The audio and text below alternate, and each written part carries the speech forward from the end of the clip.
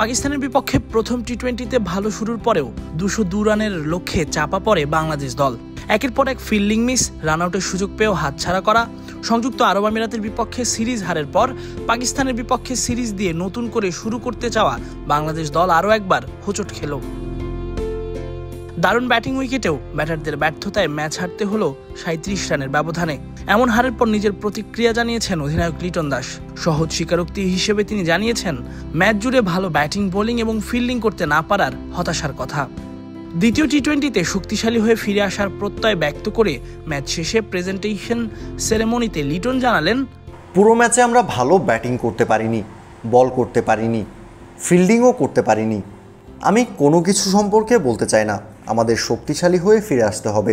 আমাদের ধারাবাহিকতা প্রয়োজন, শুধু ব্যাটিং বোলিংই নয়, আমাদের ভালো ফিল্ডিংও করতে হবে। প্রথম ম্যাচে ভালো ফিল্ডিং করতে হয়, আমরা এই মুহূর্তে ভালো ফিল্ডিং করছি না।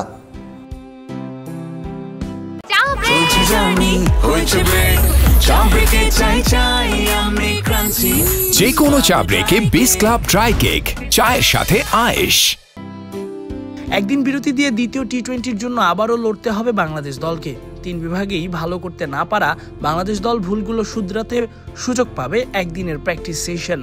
এই অল্প সময়ে ঘুরে দাঁড়ানো সম্ভব কিনা প্রেজেন্টারের এমন প্রশ্নে লিটন জানালেন, ক্রিকেটে অনুশীলনের থেকেও মানসিক চিন্তাভাবনা এবং মাঠে সেসবের প্রয়োগই গুরুত্বপূর্ণ, যেটার অভাবে লাহোরের গাদ্দাফি স্টেডিয়ামের উইকেট 200 রান চেস করার মতো হয়েও তারা ম্যাচ জিততে পারেনি। আমি মনে করি ক্রিকেট অনুশীলনের বিষয় নয়, এটি মানসিকভাবে দখল করা, ক্রিকেট সম্পর্কে চিন্তা করা এবং ম্যাচে প্রয়োগ করার বিষয়। অবশ্যই এই মাঠ নিশ্চিত 200-র বেশি রান চেস করার মতো ছিল। এই মাঠের আউটফিল্ড ফাস্ট এবং উইকেটও ব্যাট করার জন্য দারুণ। আমরা মাঝের ওভারগুলোতে ভালো ব্যাট করতে পারিনি, আমাদের ঘুরে দাঁড়াতে হবে। তাসফিক পলক, ক্রিক ফ্রেঞ্জি।